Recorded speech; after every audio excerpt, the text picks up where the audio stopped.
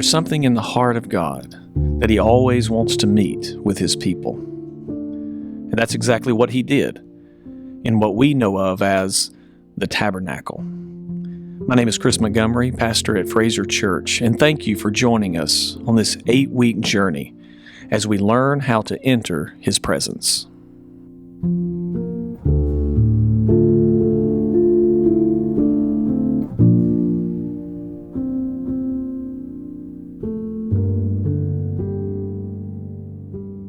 Welcome to day 18 of the Tabernacle, the bread experienced.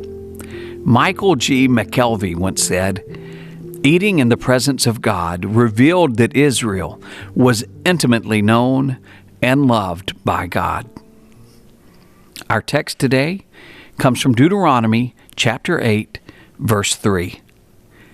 "And He humbled you and let you hunger and fed you with manna, which you did not know, nor did your fathers know, that He might make you know that man does not live by bread alone, but man lives by every word that comes from the mouth of the Lord."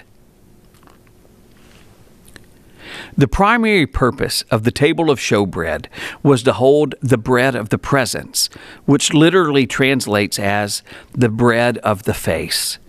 Each Sabbath, the priest would place 12 loaves of bread, you can see Leviticus 24, 5 through 9, before the presence or face of God.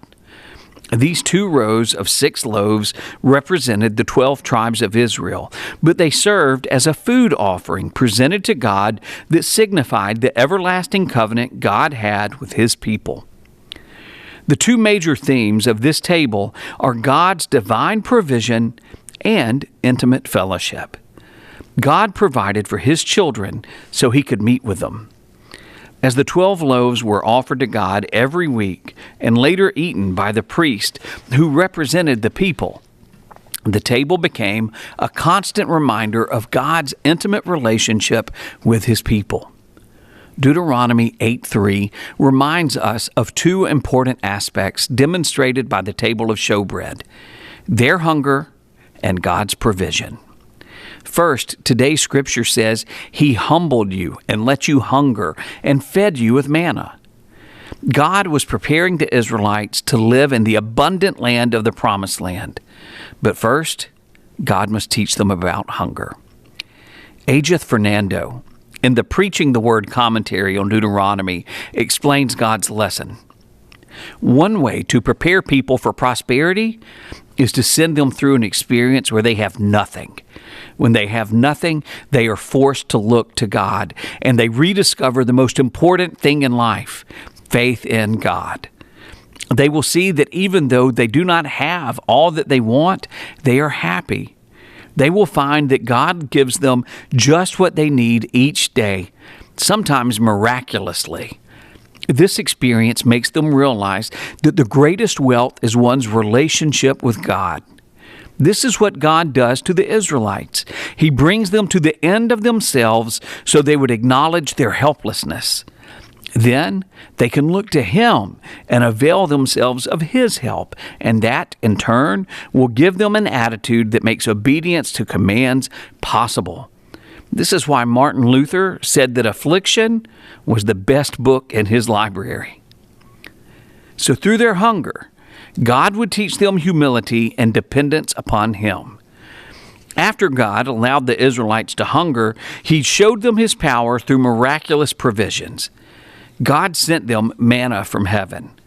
God was so good to them that their clothes didn't wear out and their feet didn't swell the entire time they wandered in the wilderness. When they depended on God, they learned that He would continually care for all their needs. Ajith Fernando adds the following words about God's purpose behind providing manna for His people. Moses goes on to give God's purpose in giving them this unusual food called manna, which they did not know, nor did their fathers know. It was so that He might make them know that man doesn't live by bread alone, but man lives by every word that comes from the mouth of the Lord. These words were spoken by Jesus to Satan when the devil asked Him to turn stones into bread. You can see Matthew 4, verse 4. Many Christians think these words teach that Jesus didn't need physical food because he had spiritual food at that time.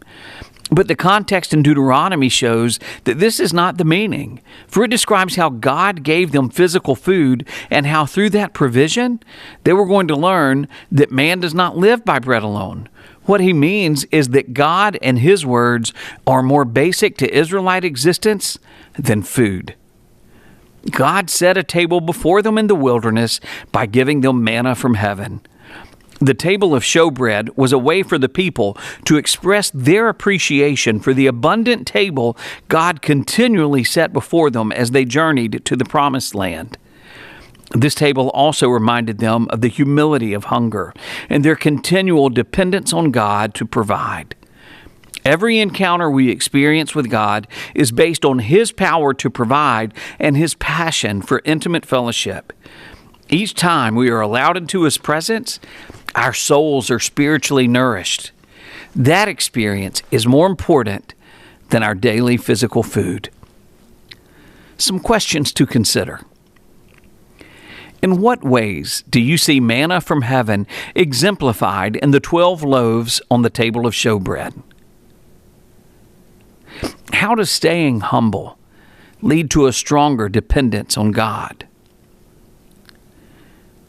Reflect and respond to the following statement by Ajith Fernando.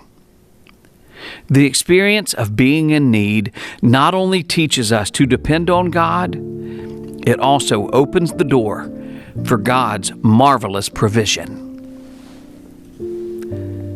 Thank you for joining us. Have a great day.